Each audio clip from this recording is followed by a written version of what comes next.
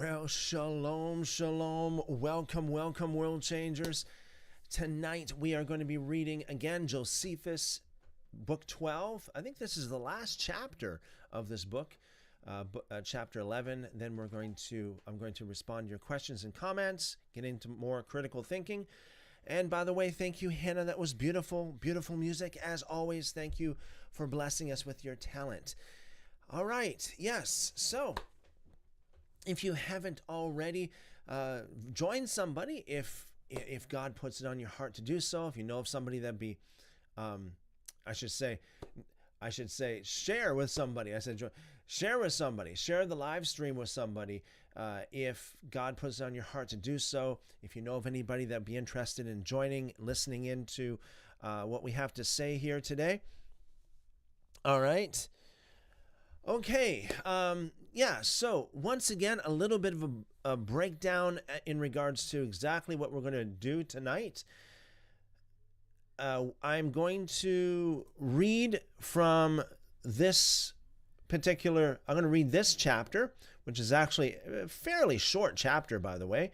The last chapter of Book 12 of Antiquities of the Jews, written by Josephus. And then after that, I do have a couple comments I'd like to respond to from YouTube, as I usually do. And also, any of you guys that would have questions or comments in the live chat, let me know. Now's the best time to put them in. If you have any prayer requests, now's the best time to put it into the live chat. Just drop any of those prayer requests as well in the live chat. By the way, I am live streaming on several different platforms at once here. I'm live streaming on TikTok, on Facebook, on YouTube, on Rumble, on Twitch, to name a few. So if you have any accounts on any of those platforms that you'd like to get me, at least have me on your list over there, go on over to any of those platforms and look me up over there. It's Christopher Enoch on any of those platforms, and it should be the first thing that pops up. And if you are on any of those other platforms other than TikTok and YouTube, I may or may not see your live chat. I do see the live chats on TikTok. I do see the live chats on YouTube, but the other ones is kind of touch and go sometimes. So my apologies in advance if I don't see it. Just head on over to one of those platforms, YouTube or TikTok. Rumble, usually I see it on Rumble, but not always. I just want to make sure here that I got it up and running here to make sure that, okay, so I should be able to see your live chat on Rumble if you put any live chat over there. Okay. As always, I pray that everything that we share here today would be a great blessing to you, increase your knowledge of the scriptures, your knowledge of the things of heaven, your relationship with God, and your knowledge of the truth. Amen, amen, amen. See what we have here in the live chat before we get into the thick of it. Over on TikTok, we got APTTMH, says, always abounding in the work of the Lord. Thank you very much. Welcome and blessings multiplied to you. Good to see you over there on TikTok.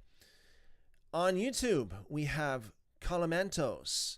Calamentos, shalom, welcome, and blessings. Okay, just want to make sure everything's good here. We have Billy says shalom. Shalom, Billy, welcome. Blessings multiplied to you and yours. Cubert says shalom. Shalom, Cuberts. Welcome and blessings multiplied to you. Brian says, hi, everyone. Hello, Brian. Welcome and blessings.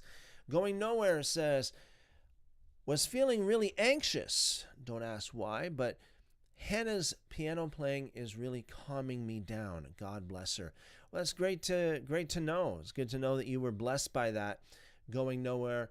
And thank you for letting us know. And I'm sure Hannah, if Hannah is listening to this, I'm sure Hannah would appreciate that. And welcome, by the way. Blessings multiplied to you as well. Seek the Lord says shalom. Shalom, seek the Lord. Welcome and blessings. Blessings multiplied to you. Child of One True King says, shalom, shalom, everyone. Shalom, shalom, child of One True King. And child of One True King says, thank you, Hannah. Music is so beautiful. And thank you.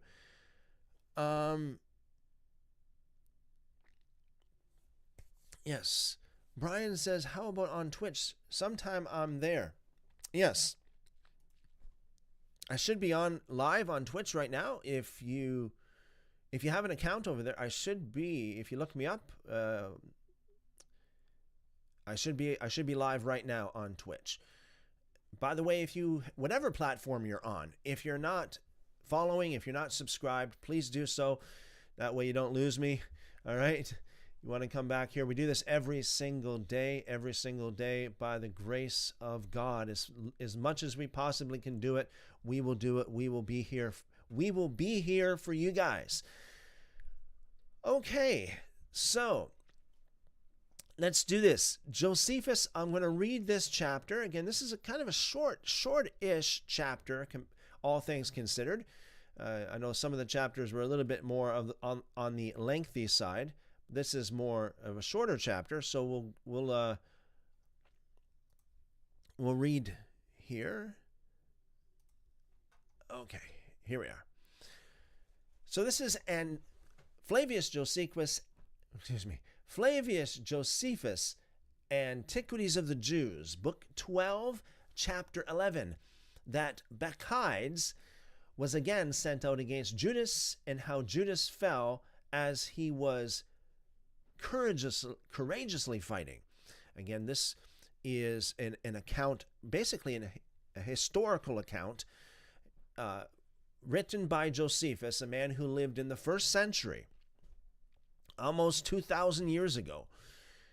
And he wrote about everything from creation all the way up until his day in the 1st century. And we're getting very close to it, because this particular story is in around the 2nd century BC. Okay, so we're working up towards that. We're in book 12 now. Once we get up to book 18, that's when it's basically talking about the New Testament times, and I do believe that Josephus also talks about Yeshua as well. Talks about Yeshua in book 18. Brian says, I'm here. All right, awesome. Good to see you over there on Twitch. Okay, let's do this. Paragraph 1. But when Demetrius was informed of the death of Nicanor and of the destruction of the army that was with him, he sent Bacchides again with an army into Judea, who marched out of Antioch and came into Judea and pitched his camp at Arbela, a city of Galilee. And having besieged and taken those that were there in caves, for many of the people fled into such places, he removed and made all the haste he could to Jerusalem. And when he had learned that Judas had pitched his camp at a certain village whose name was Beth Zetho, he led his army against him. They were 20,000 footmen and 2,000 horsemen. Now Judas had no more soldiers than 1,000. When these saw the multitude of Bacchides' men, they were afraid and left their camp and fled all away, excepting 800. Now when Judas was deserted by his own soldiers, and the enemy pressed upon him and gave him no time to gather his army together, he was disposed to fight with Bacchides' army. Or Bacchides' army, though he had but 800 men with him. So he exhorted these men to undergo the danger courageously, and encouraged them to attack the enemy. And when they said they were not a body sufficient to fight so great an army, and advised that they should retire now and save themselves, and that when he had gathered his own men together, then he should fall upon the enemy afterwards, his answer was this, quote, "Let not the sun ever see such a thing, that I should show my back to the enemy, and although this be the time that will bring me to my end, and I must die in this battle, I will rather stand to it courageously, and bear whatsoever comes upon me, than by now running away to bring reproach upon my former great actions or tarnish their glory." Unquote. This was the speech that he made to those that remained with him, whereby he encouraged them to attack the enemy. Paragraph 2. But Bacchides drew his army out of their camp and put them in array for the battle. He set the horsemen on both the wings, and the light soldiers and the archers he placed before the whole army, but he was himself on the right wing. And when he had thus put his army in order of battle, and was going to join battle with the enemy, he commanded the trumpeter to give a signal of battle, and the army to make a shout and to fall on the enemy. And when Judas had done the same, he joined battle with them. And as both sides fought valiantly, and the battle continued till sunset, Judas saw that Bacchides and the strongest part of the army was in the right wing, and thereupon took the most courageous men with him, and ran upon that part of the army, and fell upon those that were there, and broke their ranks, and drove them into the middle, and forced them to run away, and pursued them as far as to a mountain called Azah. But when those of the left wing saw that the right wing was put to flight, they encompassed Judas and pursued him, and came behind him and took him into the middle of their army. So being not able to fly, but encompassed round about with enemies, he stood still, and he and those that were with him fought. And when he had slain a great many of those that came against him, he at last was himself wounded, and fell and gave up the ghost, and died in a way like to his former famous actions. When Judas was dead, those that were with him had no one whom they could regard as their commander. But when they saw themselves deprived of such a general, they fled.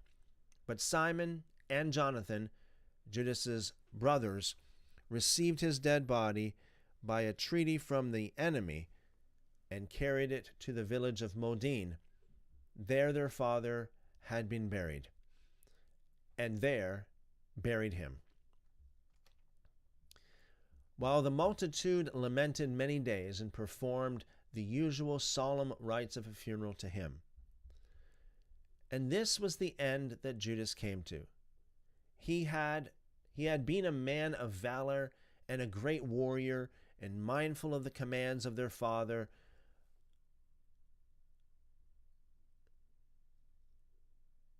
Mithrathenes. Usually this, I believe, would say Mattathias, and had undergone all difficulties, both in doing and suffering, for the liberty of his countrymen. And when his character was so excellent while he was alive, he left behind a glorious reputation and memorial, by gaining freedom for his nation and delivering them from slavery under the Macedonians. And when he had retained the high priesthood 3 years, he died.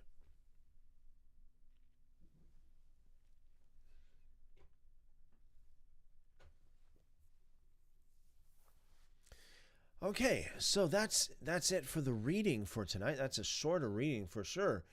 So, Lord willing, tomorrow we will get into Book 13, which is the book that contains the interval of 82 years, from the death of Judas Maccabeus to the death of Queen Alexandra. Okay? So Lord willing, we'll get into that tomorrow. Okay, I promised a couple of you that I would get to your comments. Now, a couple of you especially from YouTube. If you're listening to this and I left a reply on your comment on YouTube saying that I will read your comment after the reading of Josephus tonight, this is what I'm going to do. And then I'll get to your questions in the live chat. Oh, Brian says, can't wait for the next reading. Awesome, Brian. Awesome. Okay, so let's start with... Just give me a second here. Okay. So there is a short video that I posted a little while ago called First Century Christians Practice Judaism. And so this brother says, please explain your point on this. Thank you for your request. I appreciate that. Okay. First of all, I want to make a couple definitions here. I want to define a few things before I get into the longer explanation. So in this context, when I say quote unquote Christian, what I'm talking about the people in the first century who believed that Jesus was the Messiah. The followers of Jesus, especially the 12 disciples, or yeah, I guess you could say the 12 disciples because, well, Judas was gone, but Matthias replaced him, so we still have 12 disciples. The Book of Acts, basically. Book of Acts, quote-unquote, Christianity. Book of Acts way of doing, quote-unquote, church, if you will. Okay, so I don't have anything scripted here, so it's just like a heart-to-heart conversation, as if I'm sitting at maybe sitting down at a table with you and having a casual conversation about this. So if you read the Book of Acts, you will notice a few things. It reminds me of another brother that comes on here every once in a while, Alan. He says that there's two things, and I like this. I think this is pretty good. There's two things that the New Testament church did not have. Number one, they did not have the New Testament. And number two, they did not have a church. And what I mean by that is they did not have the quote-unquote New Testament Bible as we know it today. And when I say they did not have a church, I don't mean church as by definition. What I'm talking about is a church building. So the people, the believers in the Book of Acts, the disciples, the apostles, they did not go to church, so to speak. There were no church buildings back in those days. It says very explicitly that they went to synagogue on Sabbath and they went to the temple daily. Now, that's what every Jew in the first century, at least every practicing Jew, would be doing. They'd be going to synagogue every Shabbat, every Sabbath, and they would be going to the temple as needed. So the believers back in those days did exactly that. There was no church. There was no church that they went to, church building, that is. They went to the synagogue. Now, let's just let this sink in a little bit, because a lot of people don't really get the fullness of this. So what does that mean? How does that look like? What did that entail? So when the 12 apostles went to synagogue, they would be partaking in the worship services with right alongside with the Pharisees, right alongside with the Sadducees, right alongside with all the Jews. They'd be singing all the music. They'd be going through all the rituals, the ceremonies, all of the order of worship, if you will, of first century, quote unquote, Judaism. everything that they did in the synagogues, they would be involved in because they went to synagogue, just like how if you have anybody today going to church regularly, they would be involved in the church activities, at least in the sermon and the worship, the order of worship, if you will, from a church service. In the same way, the 12 disciples, and by the way, even Jesus himself, it says it was his custom to go to the synagogue. So he didn't build himself a church building. He didn't tell anybody to build a church building. He attended synagogue, which means that he attended the place of worship that all of the rest of the Jews did back in those days, which means he worshiped and practiced right alongside all of the rest of the Jews, which would have been, by definition, first century Judaism.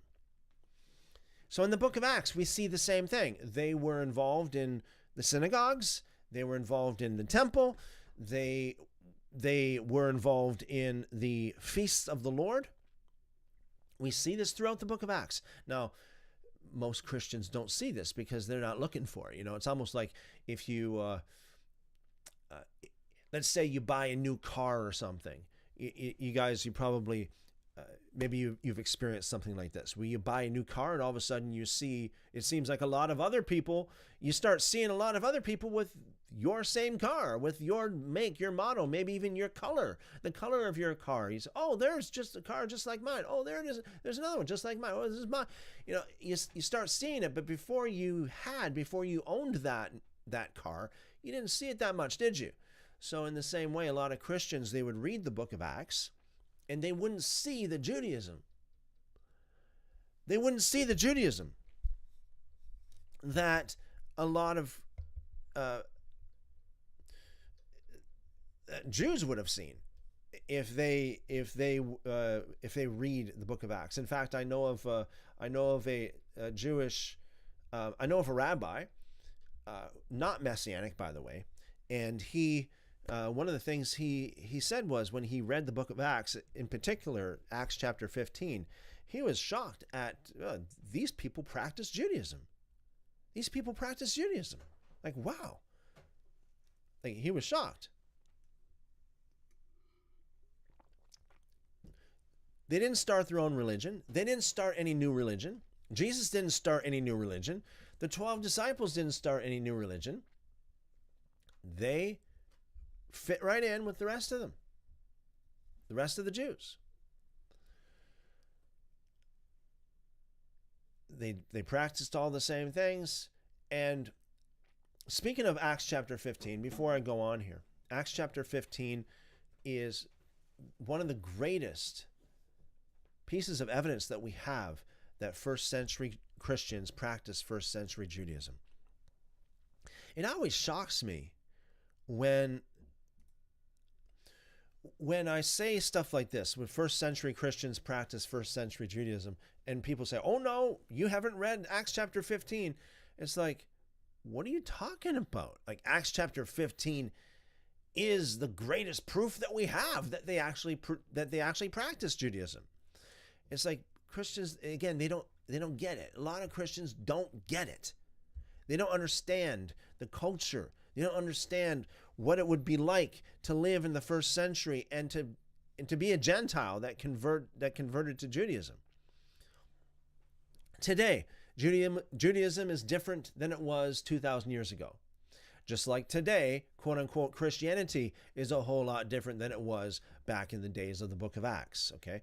This is why I'm saying first century Christians, and I'm specifically and intentionally categorizing this as first century Christians, not 21st century Christians, but first century Christians practiced first century Judaism.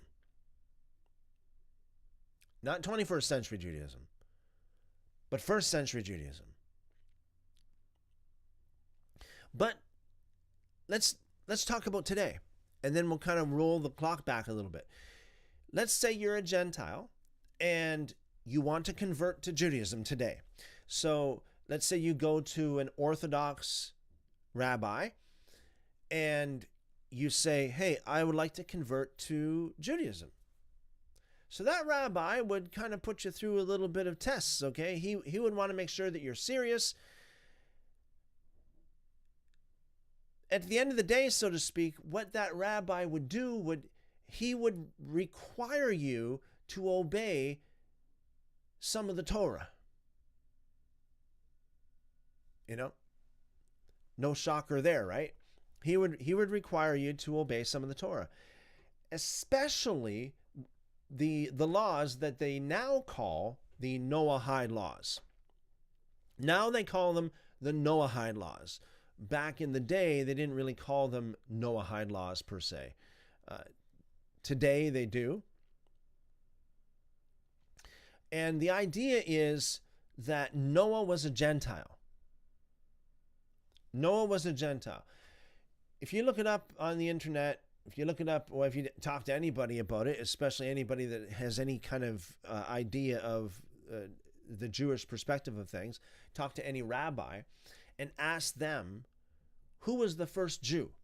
What do you think that they will say? Who was the first Jew?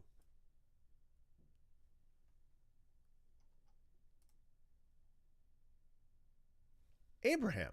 Abraham was the first Jew. I wouldn't think that they would say, at least they're not likely to say Adam. Not Adam was the first Jew. Abraham was the first Jew. Some people might say that Jacob or Israel was the first Jew, or that Judah was the first Jew. It depends on how you interpret it. But normally, typically speaking, the first Jew is considered to be Abraham. That means that everybody that came before Abraham were not Jews, including Noah. But it says in Genesis, and usually I just kind of reference it or quote it, but this time I'm going to go over there and I'm going to show you guys. It says in Genesis, if you go to Genesis and you go to chapter 6 and you go to verse 9, it says something very interesting. It says, this is the genealogy of Noah. Noah was a just man, perfect in his generations. Noah walked with God. Now, in other Bible translations, it puts it a little bit different, and I'll show you guys so you understand this. If you're taking notes, this is a good note to take here, Genesis chapter 6, verse 9. So, other Bible translations, it says, Noah was a just man and perfect in his generations, and Noah walked with God. Keep in mind, this word just is the Hebrew word tzaddik. Tzaddik means righteous or just. Righteous. Noah was a righteous man. Now, I would expect some of these other translations to say righteous. We have it right here in the NLT. This is the account of Noah and his family. Again, this is Genesis 6:9. Noah was a righteous man, the only blameless person living on earth at the time, and he walked in close fellowship with God. So here's the thing. It's like, wait a second. I thought only Jews could be righteous before God, because Jews are the chosen people, right? Gentile? A Gentile being a tzaddik? How does that work? Isn't the status of being a tzaddik reserved for the Jews? No, because if Noah was a Gentile, if he wasn't a Jew, which some people might call him a Jew, okay, but I'm just going on. I'm just following through with the conventional, typical definition of the word Jew, being Abraham being the first Jew. That means Noah, according to that definition, was a Gentile. So a Gentile being a righteous man? Well, I thought Paul said there's none righteous, no, not one. Well, sorry, Paul. There were many people that were righteous, okay? Noah was one of them. Noah was one of them. Somebody said to me, there was actually a true story. There was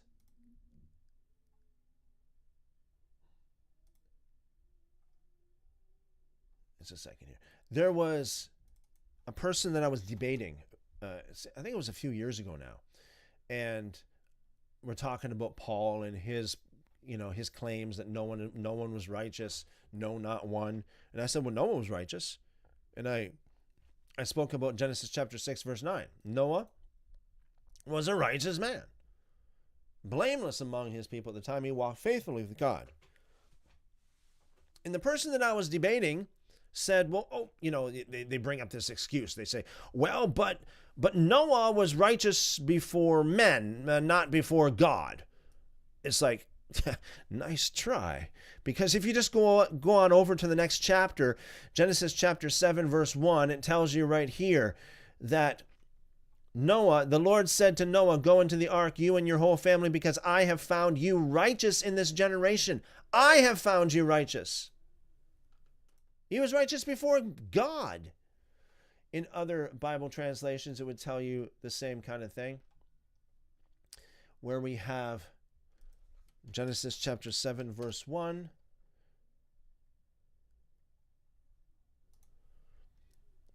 Good old King Jimmy says, and the Lord said to Noah, come thou and all thy house into the ark, for thee have I seen righteous before me.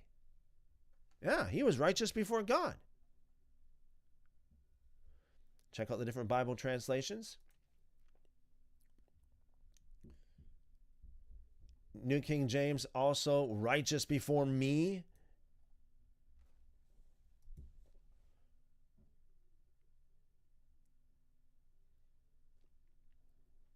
I have found you righteous in this generation at NIV, ESV, for I have seen that you are righteous. Yeah, so Noah was a righteous man.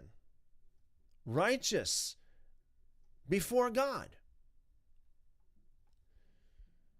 So it's like, shocker, how can a Gentile be righteous before God? What did he do to attain this status of being righteous? What did he do? So the scholars, the ancient Jewish scholars, if you will, had to sit down and deliberate. What did Noah do? Let's see what we can, what was it that Noah obeyed that made him righteous? What was it that would make a Gentile righteous? So they found a few things, several different laws that Noah obeyed. He didn't engage in sexual immorality. He didn't eat blood. He didn't eat things strangled. And he did not engage in idolatry, the worship of idols. And so those 4 laws were those were the laws that the ancient Jews would consider to be the laws that would make a Gentile righteous. In other words, for a Gentile to be declared righteous before God, for a Gentile to be saved, for a Gentile to get saved, you had to be like Noah, because we know Noah was saved because Noah was righteous before God. So Noah was saved because Noah was righteous before God. He wasn't a sinner. He was saved. And he obeyed these laws. So this is the reason why we have in Acts chapter 15 those very same laws that James brought down and said, these are the laws the Gentiles have to obey. And in context, he's talking about these are the laws that the Gentiles have to obey to get saved.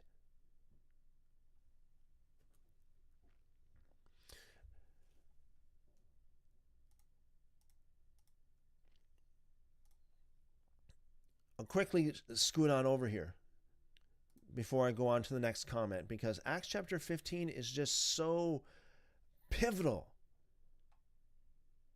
It's so important for people to know this. Acts chapter 15, verse 1. Certain men came down from Judea and taught the brothers, unless you are circumcised according to the custom of Moses, you cannot be saved. So in context, these were Jews who came to those who were preaching, quote unquote, the gospel to the Gentiles. And these Jews, these men from Judea, said, oh, look, the Gentiles have to get circumcised because all the Jews were already circumcised. But the Gentiles have to get circumcised according to the custom of Moses in order to get saved. Because unless you're circumcised, you cannot be saved. So, verse 2, of course, Paul, no shocker there, Paul and Barnabas had a problem with that idea. So, Paul and Barnabas had no small dissension and dispute with them. They determined that Paul and Barnabas and certain others, we know the certain others were also Titus, because Paul himself talks about this in Galatians chapter 2. Titus, Paul, Barnabas, and probably a couple other of their cronies went to Jerusalem to the apostles and elders about this question. Why would Paul go to Jerusalem? Why would Paul go to Jerusalem? Excuse me. Why didn't Paul just preach it there? Why didn't he just confront the Jews and say, oh no, look at the Gentiles don't have to get circumcised to get saved. All they need is quote unquote faith, you know? It's all they need. You don't have to do anything. You know, the typical traditional interpretation of Paul. Why didn't he do that? Because he doesn't have authority to do that. That's why. Yes, he did not have the authority to speak to the matter of the Gentiles. Oh, but Paul is the apostle to the Gentiles. Not so fast. Not so fast. He didn't have the authority. This is why he had to escalate it to Jerusalem. Because Paul is just Paul. Okay? Paul is just Paul. So he's got to take it to the brass. He's got to take it to the top. Take it right to the top. Take it to the CEO, okay? And take it right to the top. Go to Jerusalem. Talk to the apostles about it. Take it to the elders. Let's escalate this. Let's escalate this issue about the Gentiles. What do the Gentiles have to do to get saved? Do they have to get circumcised or not? Do they have to obey all of the Torah, some of the Torah, none of the Torah? What's the idea here? So Paul did not have the authority to speak to the matter. He did not have the authority to preach any kind of doctrine in and of himself about the Gentiles. He wasn't considered to be the apostle to the Gentiles here. Do understand this. Otherwise, he wouldn't have to take, well, I have to take it to the top. I have to take it to Jerusalem. Yeah, because you have to. He had to, rightly so, because he didn't have the authority. He didn't have the position to speak to it. The apostles in Jerusalem certainly do. Verse 3. So being sent on their way by the church, they passed through Phoenicia and Samaria, describing the conversion of the Gentiles, and they caused great joy to all the brothers. And when they had come to Jerusalem, they were received by the church and the apostles and the elders, and reported all things that God had done with them. So you can picture this, Paul, leading his gang with the Barnabas on one side and Titus on the other side, and a couple others going to Jerusalem and saying, hey guys, he finally gets there. Hey guys, God's doing mighty things among the Gentiles. The Gentiles are repenting. The Gentiles are coming to believe. And it's like, yeah, awesome. Praise God, Paul. What's up? What's up, Paul? So Paul says, but some of the sect of the Pharisees who believed, these are like Christians. Those who believed that Yeshua was the Messiah. Some of the sect of the Pharisees who believed rose up saying, it is necessary to circumcise them, and not just circumcise them, but to command them to keep the law of Moses. Keep the whole Torah, everything, right away. Now, this was a problem because back in those days, they didn't have free access. There was no printing press, or of course, no cell phones or no computers or anything like this. The only way they could get a hold of the Torah, the written Torah, was to actually go to the synagogue and read it. It's not like everybody had a Bible in their home, you know. It's not like, you know, everybody had a King James, okay?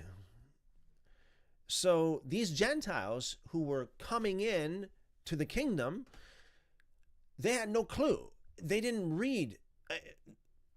How would they even know what the scriptures said at all? How would they even know about the Torah at all? So this seems to be like an unreasonable mandate by the Pharisees. Oh yeah, these Gentiles, by the way, like the Pharisees are saying, these Gentiles, by the way, yeah, they have to obey the whole entire Torah and get circumcised too, even though they don't even know what the Torah says, but demand it of them right now anyway. In order for them to get saved, they must obey it all right now, even if they don't even know it. That's unreasonable. And probably unreasonable as well that some of these people, these Gentiles, were probably very elderly. Maybe some of them might not have been in very good health, and to command them to go under the knife without anesthetic or without any kind of antibiotics or anything like this. I mean, the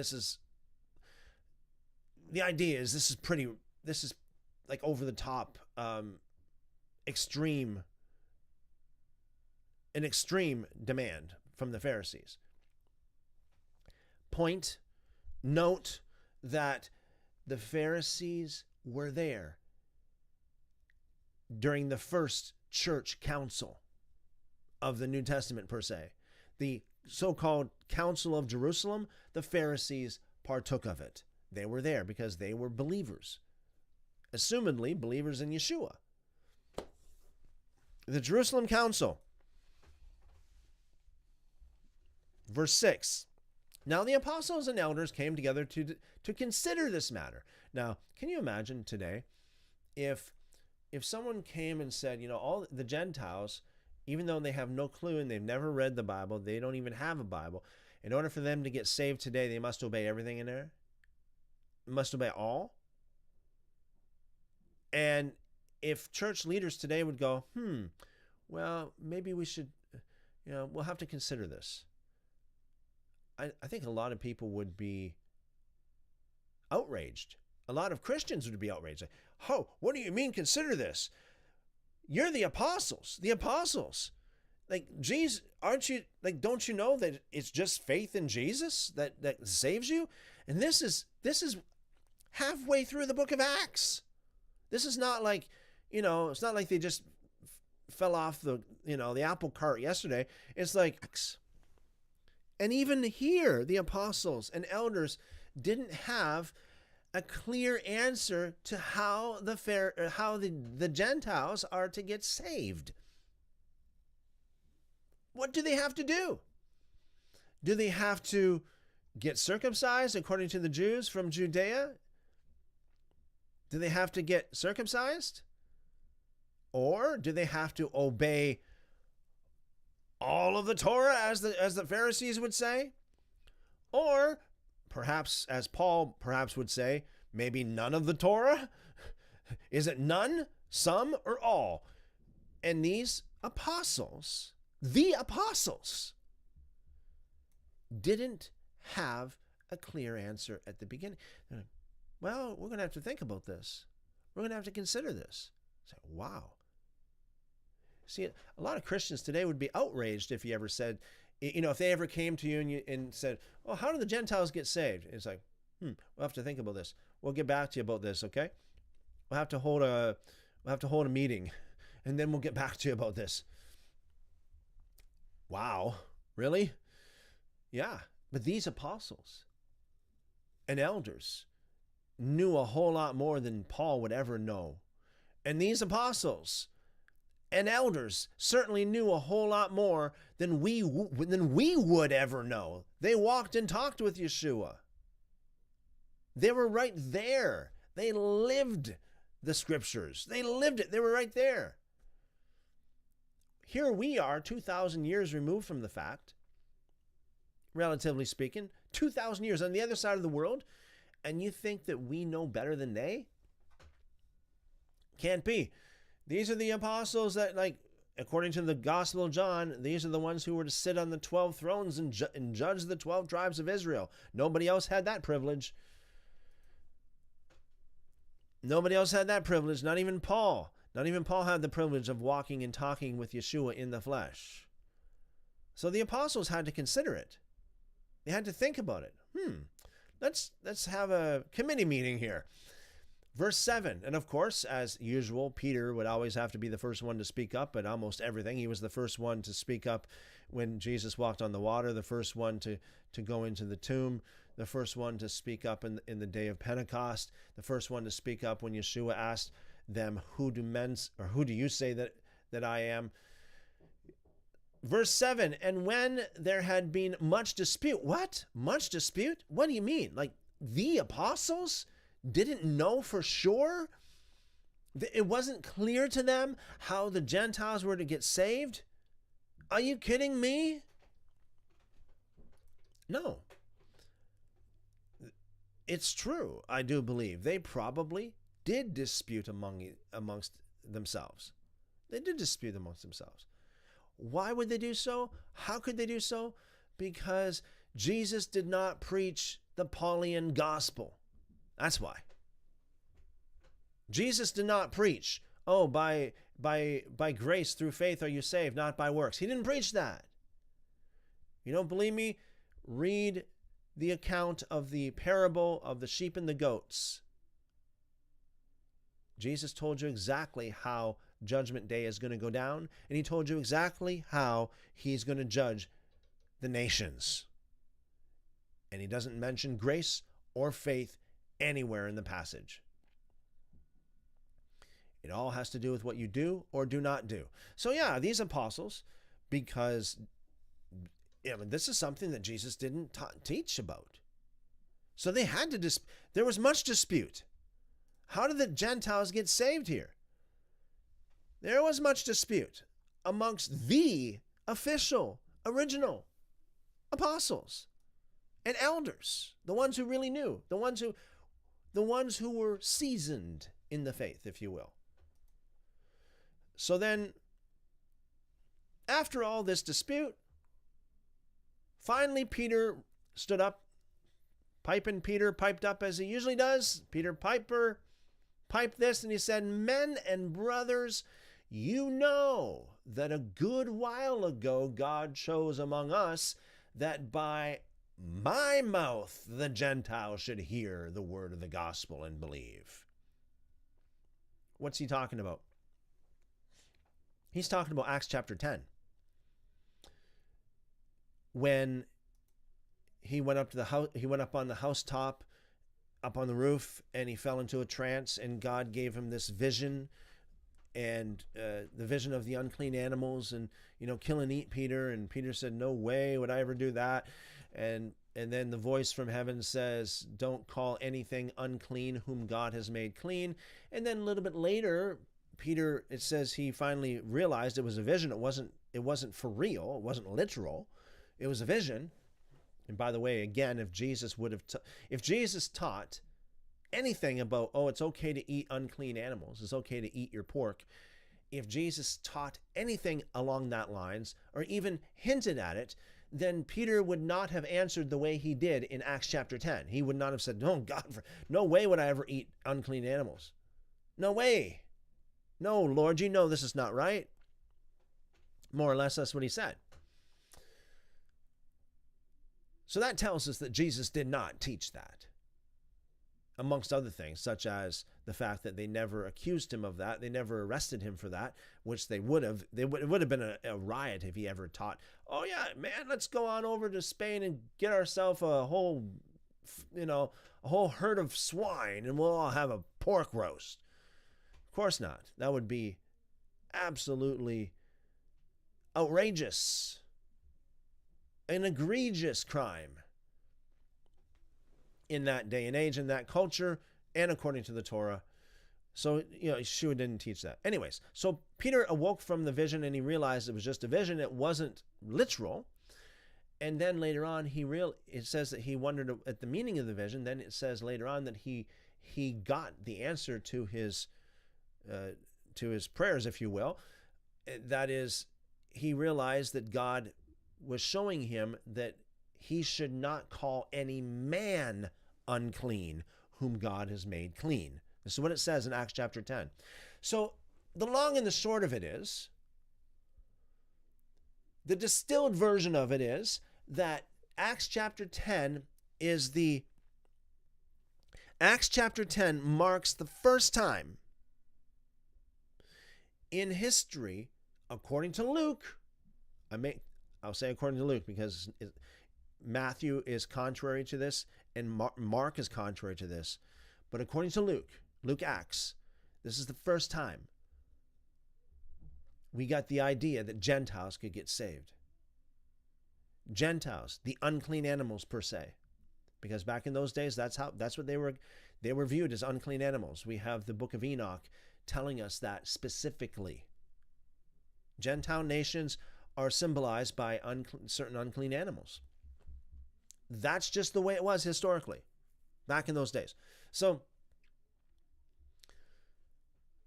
when Peter here says to everybody, to Paul, to Barnabas, to James, the elders of the church, the apostles, to the Pharisees, he says, y'all know. You know that a good while ago, 5 chapters ago, which was years ago, you know that a good while ago, God chose among us that by my mouth the Gentiles should hear the word of the gospel and believe. So first and foremost, Peter knows that this issue in Acts chapter 15 is about the Gentiles getting saved. He understands this very clearly. So what does he do? He shows his credentials. Y'all know that I'm the man when it comes to the Gentiles. I'm the one that God called to the Gentiles. I'm the one that God chose as the apostle to the Gentiles. Y'all know that among us, that God chose me, that by my mouth, the Gentiles should hear the word of the gospel and believe. He was just showing his credentials. That's what he was doing. He was reminding them, you all know this, right? You know. You remember Cornelius and his entire household and how God showed me, even though they were Gentiles, that they received salvation? Remember that? AKA Acts chapter 10. So Peter shows his credentials here. By the way, this is contrary to Paul, because Paul in Galatians chapter 2 verse 7, speaking about the very same thing here, the very same counsel, the very same event, Paul says in Galatians 2 verse 7 that he was the apostle to the Gentiles and Peter to the Jews. Literally, he said that I'm the apostle to the circumcision, while Peter to the uncircumcision. The other way around, Paul was the apostle to the uncircumcision, that means the Gentiles, and Peter to the circumcision, that means the Jews.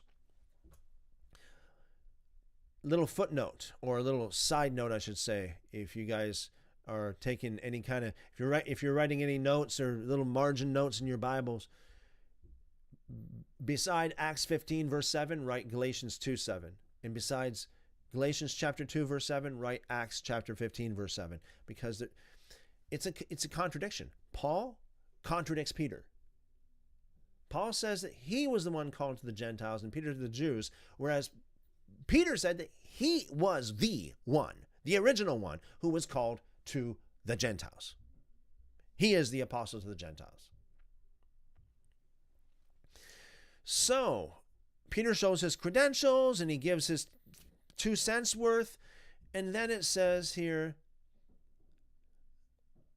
that in verse 15 or 13, after they had become silent, so in other words, after everybody had their say, then finally James spoke up. So James is the man. He was the one who was in charge of the quote-unquote church back in those days. He was the one who replaced, or I should say succeeded, Jesus himself. He was the one who was the top man here. We see this in action, in practice, in Acts chapter 15 and in Acts chapter 21. We also read about it in the writings of Josephus, how James was the one who was the top one in authority amongst the believers in those days. Wasn't Peter. Peter wasn't the top guy. He wasn't the quote-unquote first pope, okay? Not at all. James was. That's why we see in Acts chapter 15, James was the one who brought the final word down. He was the one who had the last say. Also in Acts chapter 21. Hegesippus also talks about it. Josephus alludes to it. We have even the Gospel of Thomas saying number 12. Gospel of Thomas saying number 12. Let's just go over there. I didn't really plan on going over there, but let's do it. Gospel of Thomas.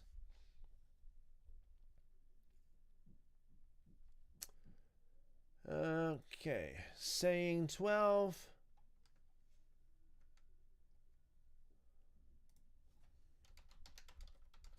This is where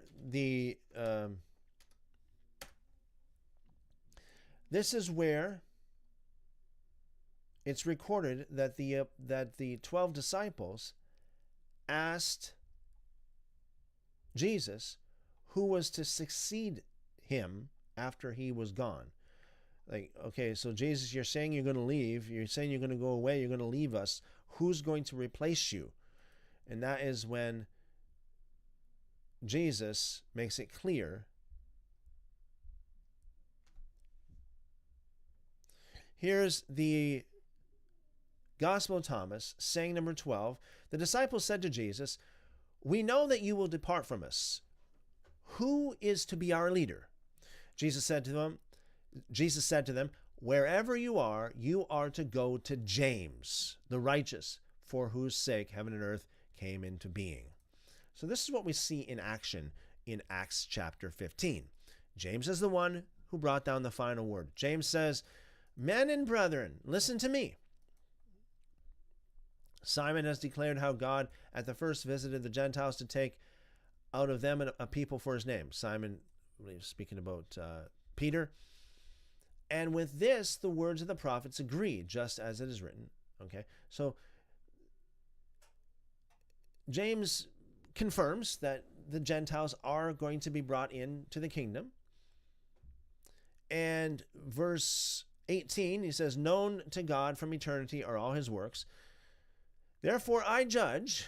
Why? How could he say that he judges? Because he was the final authority. James was the final authority. He was the ultimate judge at the Council of Jerusalem. "Therefore I judge that we should not trouble those from among the Gentiles who are turning to God, but that we write to them to abstain from things polluted by idols." Number 1, idols.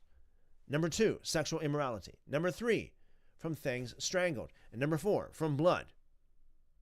For Moses, this is the reason why. For Moses has had throughout many generations those who preach him in every city, being read in the synagogues every Sabbath. So, again, this is the idea here.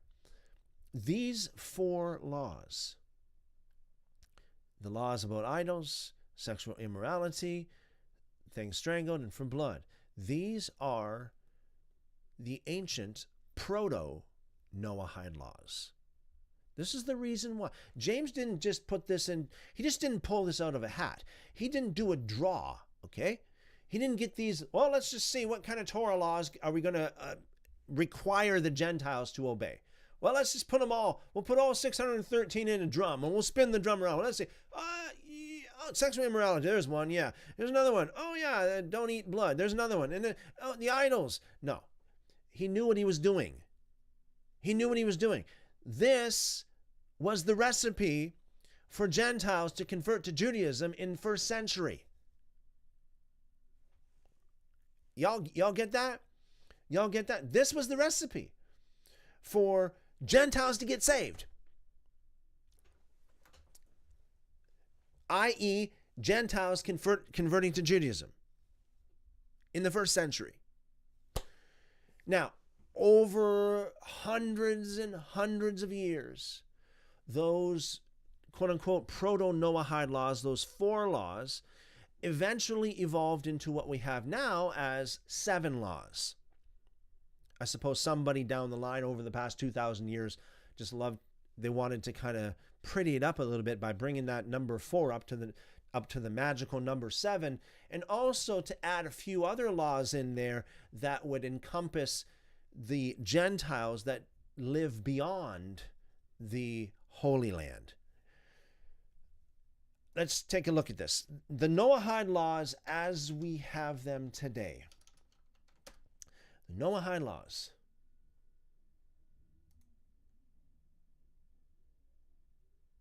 As we have them today. Number 1. Actually, you know what? Noahide laws, universal morality. This is from Chabad.org. The 7 Noahide laws are rules that all of us must keep regardless of who we are or from where we come. Okay? In other words, Gentiles too. Without these things, it would be impossible for humanity to live together in harmony. So we have, first and foremost here, do not profane God's oneness in any way. So again, this was added throughout, over the course of hundreds of years. This was added. Number 2, do not curse your Creator. Number 3, do not murder. Now these ones,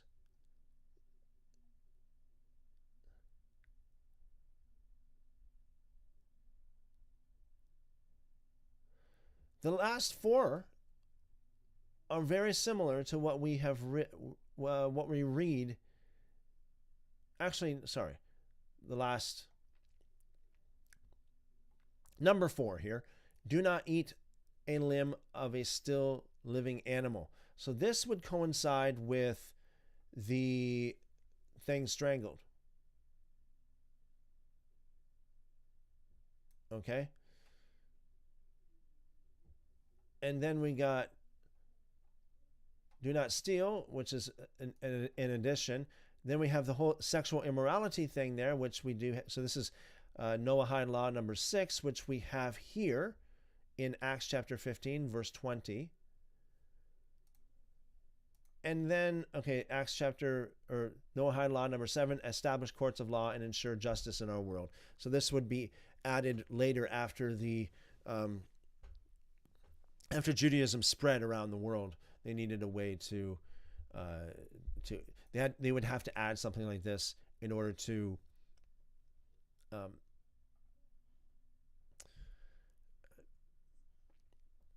encompass the entire world, because back in those days in Jerusalem, they didn't need that because they already had courts of justice. So this is the reason why we don't see that in this list here. So in Acts chapter 15, we got the things polluted by idols, which could be very well related to the first of the Noahide laws here. Do not profane God's oneness. In other words, do not have any other gods before him. No idols. Back to Acts chapter 15, verse 20, sexual immorality. So today, if you were to convert to Judaism, you would also have to abide by that. Noahide law number 6 coincides with that.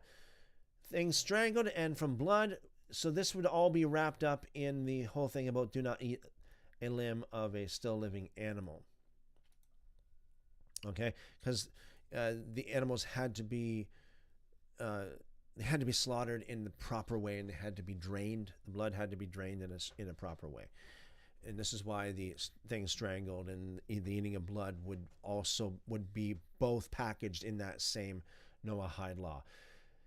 So to recap here, Acts chapter 15 shows us an ancient form of Judaism. When the Gentiles had to, quote unquote, convert to Judaism by obeying those 4 ancient proto-Noahide laws, because it's the same concept. Acts 15 verse 20, those 4 laws are the exact same. It's built upon the same concept as the Noahide laws today. So today, if you're a Gentile and you go to an Orthodox synagogue and ask the rabbi to convert, he would ask you, to abide by the Noahide laws. One final thing as well, these 4 laws in Acts chapter 15, of course, is not the be-all, end-all of all things, okay? It's basically just to get your foot in the door, okay? It's just baby steps in Torah. Because again, keep in mind, in this culture, in this context, in the first century, Gentiles would have no clue about the Torah. Most of them, if not maybe all of them, have never even read the Torah ever before. So they had to have somewhere to start. So start here. Here are 4 laws to abide by. And when you abide by those laws, you are considered to be authentically, genuinely converted to Judaism. Therefore, you can get your foot into the synagogues. You can get your foot in the door, so to speak, and then you can read the Torah. And of course, when you read, you understand. And as you understand, you gain knowledge, information, and with that, you are expected to be responsible. The more you have, the more is required of you. The more knowledge you have, the more that's required of you. So in this case, they would be expected to obey more of the laws as they learned about those laws. So it's kind of a gradual thing with the Gentiles in the first century. So back to your question here.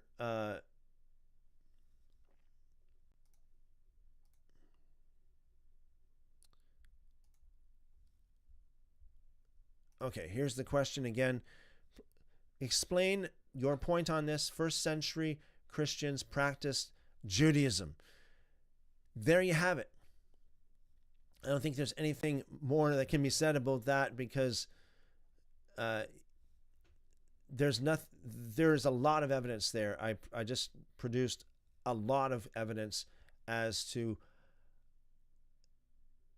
how I can say that the first century Christians, or quote-unquote believers, practice Judaism. We know because the book of Acts tells us about how they were involved in the feasts, the Sabbath, the synagogues, the temple, also the sacrifices. I didn't mention that as per Acts chapter 21, and the laws, the proto-Noahide laws, as recorded in Acts chapter 15, verse 20. There's plenty of evidence here that first century believers, those who were followers of quote-unquote the way, actually were converts to Judaism, if they weren't Jews already. Okay, a couple more questions here I promised I would get to before I jump in the live chat with you guys.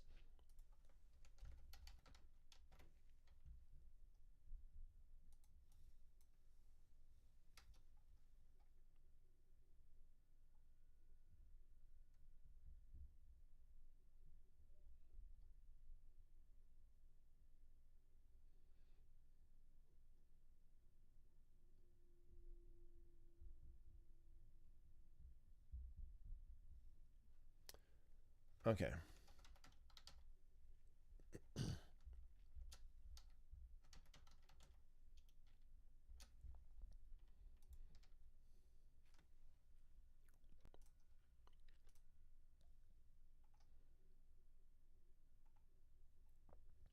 So I have another short video that was posted quite some time ago called the Problematic Book of Ecclesiastes. And it's about how the book of Ecclesiastes has its share of contradictions and its share of a turbulent history. Because historically speaking, the book of Ecclesiastes just barely made it into the canon, even from the point of view of many Jewish scholars and Jewish leaders. Some of them opposed the idea of the book of Ecclesiastes being part of the Tanakh, because of its content and contradictions and questionable authorship. So this particular person says, I would think this guy would question himself after every single person in the comments says this is false.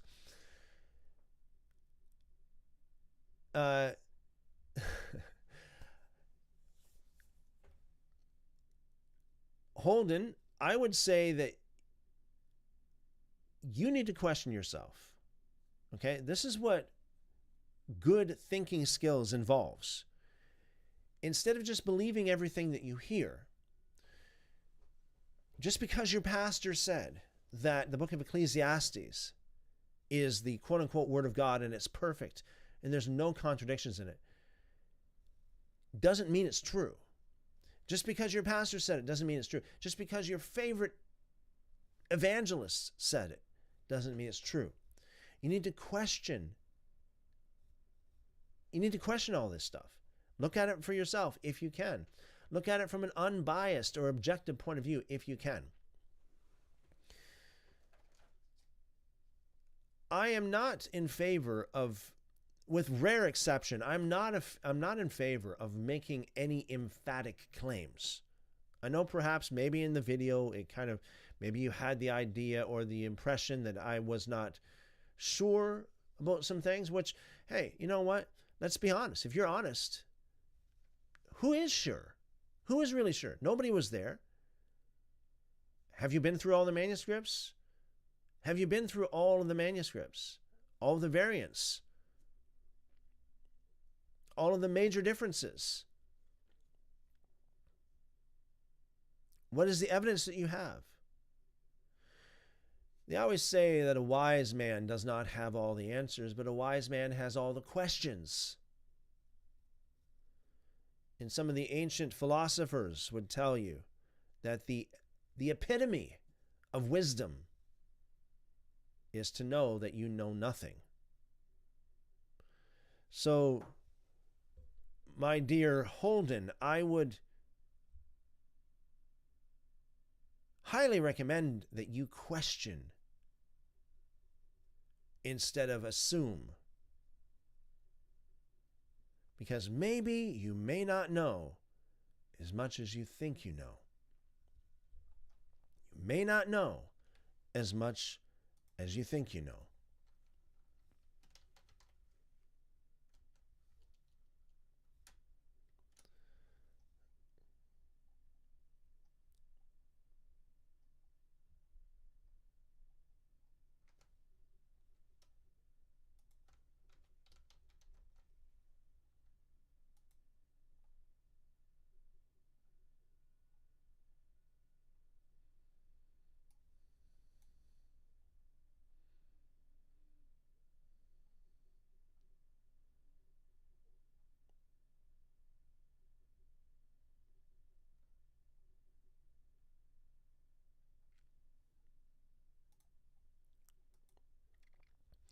Finally, another comment on this video that I was speaking about earlier. First century Christians practice Judaism. Another comment here. We have this person saying, not entirely true. Many pagans came to Christ in the first century. Nice straw man there. I never said that pagans didn't. No doubt about it. This has nothing to do with the argument that I make here in the video. Nothing. Who are you arguing against? Certainly isn't me. I didn't say that pagans did not come to Christ in the first century. Are you seeing things? Are you hearing things? Do you see little men? Do you see little people? Where do you get this from? It's a straw man. I never said anything contrary to this.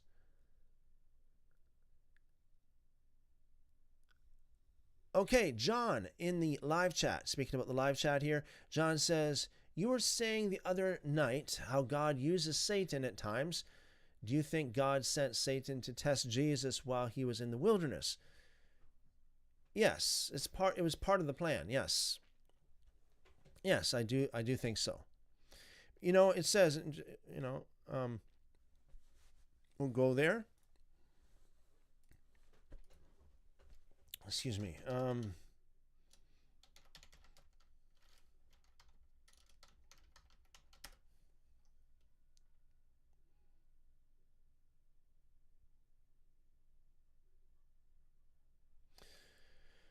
So all three of the synoptic gospels tell you that Jesus was led by the Spirit into the wilderness to be tempted of the devil.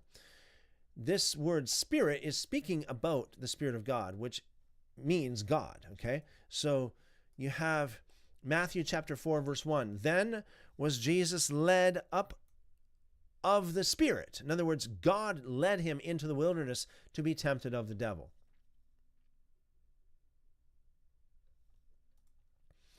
Mark chapter 1, verse 12. And immediately the Spirit drives him into the wilderness. Of course, in context, this would be to be tempted of the devil. The Spirit. This would be God himself. Luke chapter 4, verse 1. And Jesus, being full of the Holy Ghost, returned from the Jordan and was led by the Spirit into the wilderness. So, to be a little bit more accurate in my response to your question, John, I would say no. God, it's not so much that God sent Satan to test Jesus, but rather God sent Jesus to Satan, according to the Gospels. Thank you for your question, John. Appreciate that. Randy says, having trouble with my device. Sorry to hear that, Randy. Shalom, shalom. Welcome, welcome.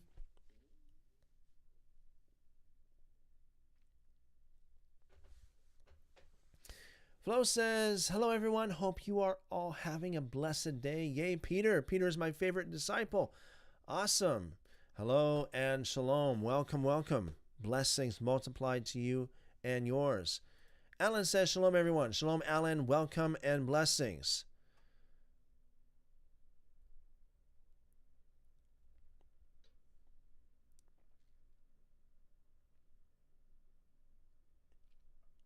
Flo says, yes, James is awesome as well. The book of James is spot on. Love the book of James. Yes, we agree 100%. Brian says, never knew James brought the last word. Thought Peter did. Yeah, James was the man. James was the man who brought down the law, literally. Pun intended. Ellen says, one Torah for you and the stranger within your gates. Noahide laws are Talmud, not Torah, in my opinion. Well, it's, you can have your opinion, Alan. The Noahide laws are based upon the concepts of the Torah and the way that Noah lived, as we read in the Torah. That's where they get it from. I mean, you can call it Noahide laws, or you can call it just Torah, because that's what it is, really.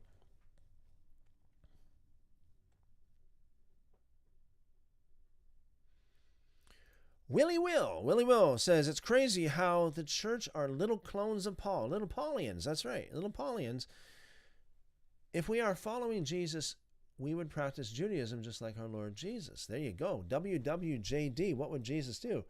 He certainly wouldn't eat pork, that's for sure. That's definitely that's the thing. He certainly wouldn't eat pork.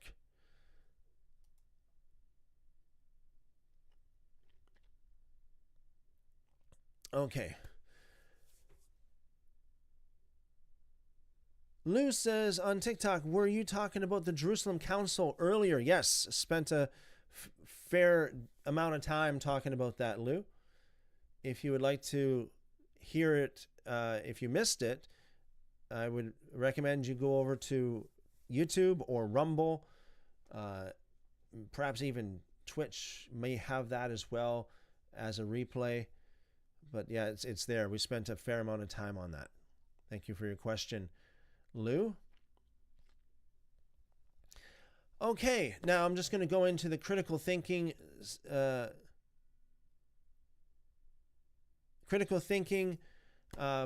portion here. We talk about critical thinking a lot because it helps us in every way. Actually, it helps us in our daily life, in our study of Scripture, study of the Holy Scriptures. It helps us to identify good evidence,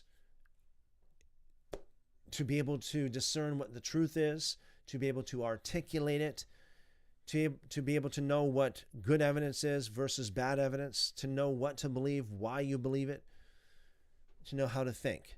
So we like to talk about critical thinking. So what I'm going to do in just a moment, I'm going to read an article about philosophical razors. This is something I really haven't spoken a lot about. We're going to talk about philosophical razors and why we need to know about these. And then after this, we will get into another critical thinking quiz, as we usually do. By the way, again, next month, this will be in another, all right, let me see now. 1, 2, 3, 4, 5, 6 weeks. Another 6 weeks from now, we will have, Lord willing, we will have MC Toon back with us. This will be Tuesday, March 19th, 2024. For those of you who are listening, in, you may be listening to a replay in the future or something. Tuesday, March 19th, 2024 at 7 p.m. Eastern. MC Toon is going to be with us, Lord willing, and we are currently looking for 2 people to come on and to debate him. MC Toon believes that the earth is of a spherical shape. Anybody who does not believe that, I encourage you to let me know and come on and debate MC Toon. I know Alan here had a there was a few. Now, when was it now? It was a while ago. MC Toon was on with us, and MC Toon said that he would like to debate you. Alan, you said you would like to debate him, but even to this day, I have still not received any confirmation or email from you, Alan. So there's nobody, there is nobody confirmed as of yet. So please, if you or anybody you know, anybody within the sound of my voice, anywhere, if you are up to it, if you'd like to come on here, 1 hour. Just 1 hour, no more than that, no less than that, 1 hour. We have it all perfectly timed out. You're going to be given a few minutes to begin with to introduce yourself, and then a few minutes for MC Toon, and then, like 10 minutes and 10 minutes and so on and so forth for an hour. So I'm looking for somebody from 7 p.m. Eastern to 8. Okay, so 1 hour between 7 and 8, and then another person to come on 8 p.m. sharp, from 8 until 9. And finished at 9 p.m. Okay? If the call is going out, okay? If any of you that are listening to this, if you're up for the debate, if you're up for the challenge, if you know your stuff and you're not afraid to come on and talk about it and give reasons and evidence as to why you believe what you believe, and you do not believe that the earth is of a spherical shape, let me know right now. Let me know in the live chat. And once again, I'm gonna put up my email here for your convenience. It's ChristopherEnoch@protonmail.com, in case some of you may be listening on to a podcast or audio form of this. It's ChristopherEnoch@protonmail.com. Send me an email. Let me know. We will firm it up. We'll firm it up to make sure it's more or less set in stone, so we can know what to expect. And I will send you the links to join when the time comes. So this will be in another 6 weeks. Another 6 weeks. So lots of time to prepare. Okay. All right. 9 philosophical razors. Now, I'm not going to read through every one of these. I'm going to read about, let me see now. I'll read at least one tonight, and then we'll get into the critical thinking quiz in just a moment. 9 philosophical razors you need to know. Okay, so the one I want to focus in on tonight is the one called Hanlon's razor. Never attribute to malice that which can be adequately explained by incompetence or stupidity. What is a philosophical razor? In philosophy, a razor is a principle or rule of thumb that allows for the elimination, the shaving off of unlikely explanations for a phenomena. A philosophical razor is not an unbreakable law or rule. It is not always right 100% of the time, but it is right more often than not, and is therefore a useful mental shortcut that allows you to make decisions and solve problems quicker and easier. Let's begin.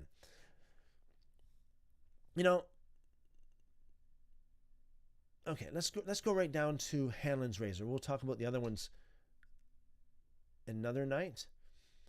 So again, it's never attribute to malice that which is adequately explained by incompetence or stupidity. Hanlon's razor states that if someone acts in a way that affects you negatively, it's not necessarily because they have bad intentions towards you or mean you harm. More likely, depending on the person and the situation, they're simply careless or incompetent or stupid or unaware of how they're affecting you, or just don't know any better. Here's an example. If your neighbor has a loud party on a school or work night till 3 a.m., it's unlikely that they did it to annoy you. More likely they're just inconsiderate and were unaware that it would bother you. If a colleague is constantly interrupting you when you're working or on something important or racing towards an urgent deadline, it's unlikely that they're trying to sabotage your efforts and want to see you fail. They probably just don't realize how annoying and distracting they're being. 99% of the time, other people's behavior has nothing to do with you, even when they're being annoying, disrespectful, rude, offensive, etc. However, do use your common sense and intuition. If it's clear that someone is intentionally trying to cause you harm, act accordingly to protect yourself. Okay, very interesting. I think that this is very good, and I think that this is very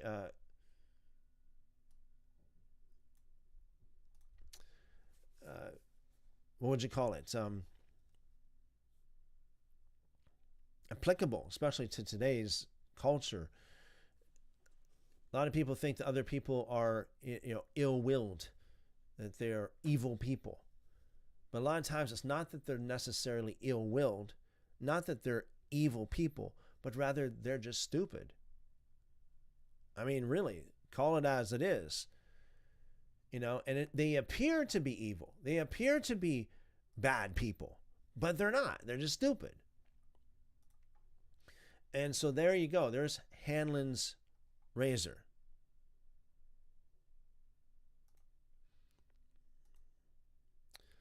Okay, so just a moment here, we'll get into the critical thinking quiz.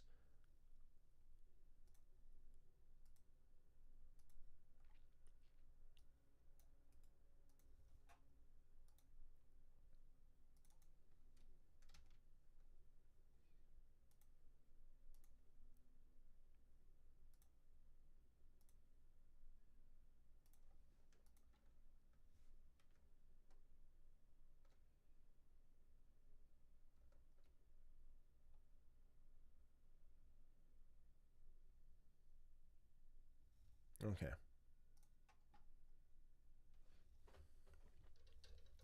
Flo says, I used to read a lot of philosophy. I found it interesting, but my close friends didn't get it and found it boring. LOL. I said, seriously, doesn't everyone like philosophical musings? To each his own. Yeah, all right. Yeah. I don't know. I sometimes you got to wonder how some people think. That's really where it's at. Some people, you got to wonder where they're coming from. Yeah, I like this stuff. I like to learn new things. I like to learn philosophical things and psychological things, philosophical, all these kind of things that would help you think better and, learn how to navigate your way through life a little bit easier. It's awesome. Okay. Here we are. Critical thinking quiz. There is a little railroad trestle in your town. One day you see a large truck stopped just before the underpass. When you ask what's happened, the driver tells you that his truck is 1 inch higher than the indicated height of the opening. This is the only road to his destination.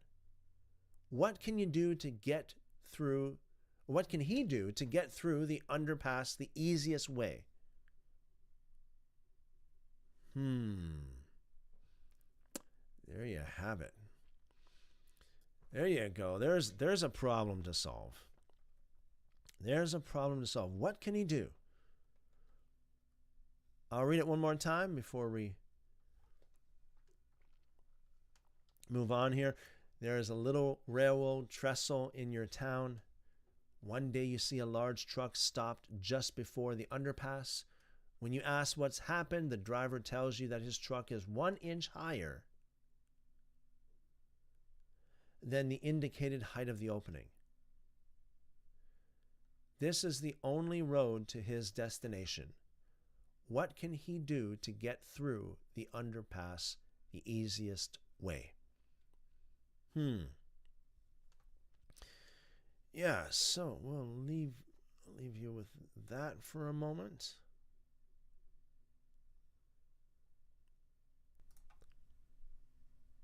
Okay. All right. Flo says, what do you think of Khalil Gibran? Sorry, Flo, I'm not familiar with that person. Sorry. Can't really comment. But thank you for asking anyway, Flo. Appreciate that. Randy says, let some air out of the tires. Ooh, that's a really good one. Yeah, that's a really good one. Cuberts, let air out of his tires. Willie will lower the tires pressure. You guys are really good. Yeah, you guys are really good.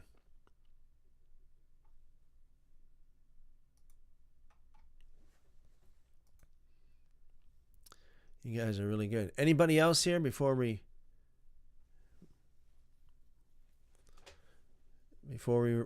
reveal the answer? Clemento says he orients his load to lift or to fit on his truck under the underpass. Orients his load to fit on his truck under the underpass.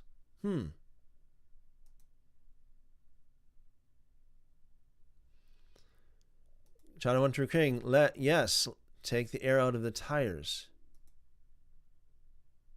Thomas says, spot the driver as the signs might be lower than actual.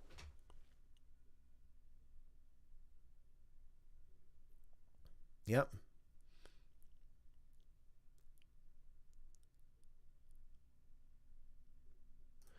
Hubert says, I saw a guy do that. Air out right under. Amazing. Flo says, I'll agree with these guys. Oh, yeah, okay. Thomas says, air out of the tires is a great idea too. Any way to lower the truck height. Yes. All right. Okay. Well,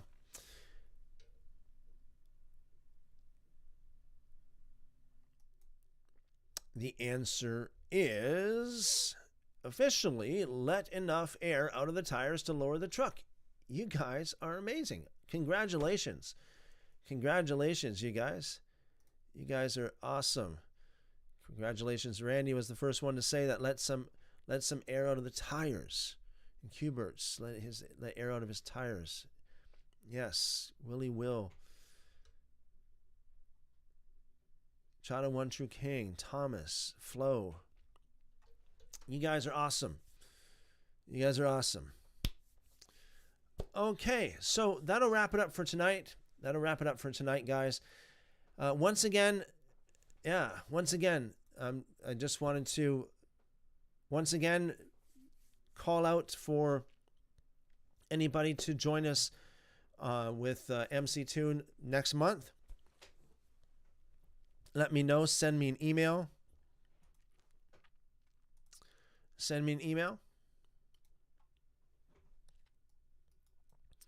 And we'll make it work. We'll make it happen.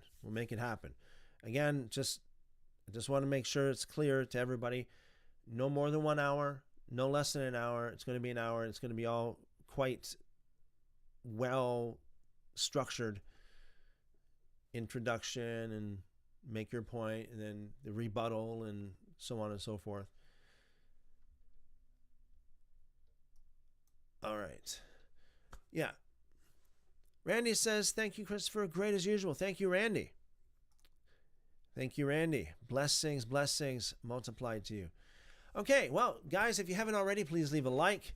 And if you're lurking there in the background, make sure you subscribe and follow, because we do this every day, and I wouldn't want you to miss it if you're available. I know sometimes people, you get busy doing other things, but if you're following, or if you're subscribed and you have those notifications on, then you'll get notified and you can join us right away. Chada One True King says thank you, Chada One True King. Appreciate you guys. You guys are amazing. You guys are awesome. Keep on calling on him, and he will show you great and mighty things. This is Jeremiah 33:3. It's Chada One True King. Blessings. Thank you. Appreciate you. Thomas says shalom and blessings. Thank you, Thomas. Shalom and blessings multiplied back to you. Flo says, see you tomorrow, Chris. Thanks. Thank you, Flo. Yes, see you tomorrow. Blessings to you. Have a wonderful evening. Okay, guys. We'll see you then. As always, love you guys. And I pray the Lord bless you and keep you, make his face to shine upon you, lift up his countenance upon you, and give you wonderful, wonderful shalom. Amen. I'll see you guys tomorrow.